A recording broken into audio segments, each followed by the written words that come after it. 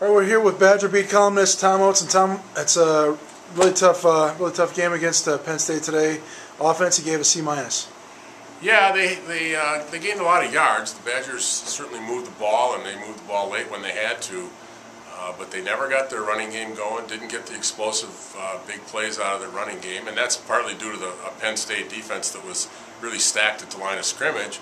But they were daring Joel Stave to throw the ball and for the Badgers to move the ball through the air.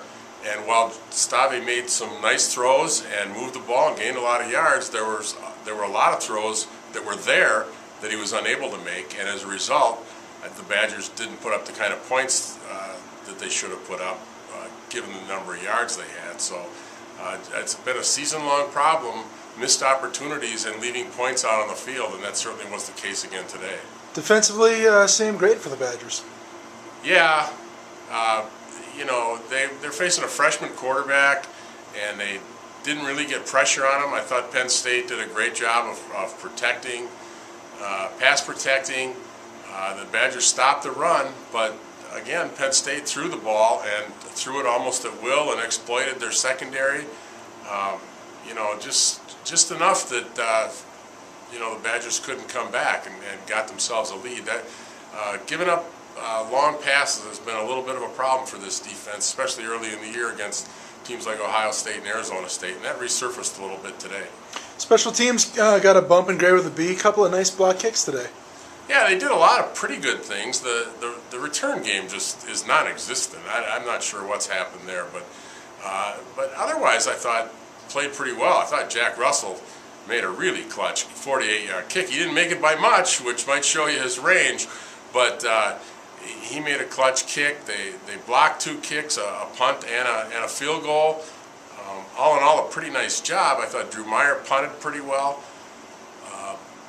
But you know, they don't get many big plays out of that unit returning the ball. That's my pet peeve, I guess, with that group so far. Coaching in the postgame, Oates, Gary Anderson admitted that he got out-coached. Yes, he did, and it was actually kind of refreshing.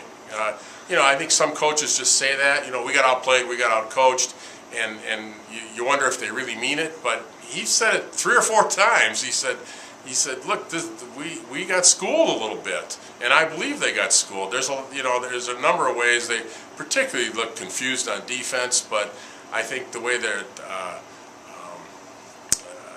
you know, they had problems matching, you know, doing their situational substitutions and things like that.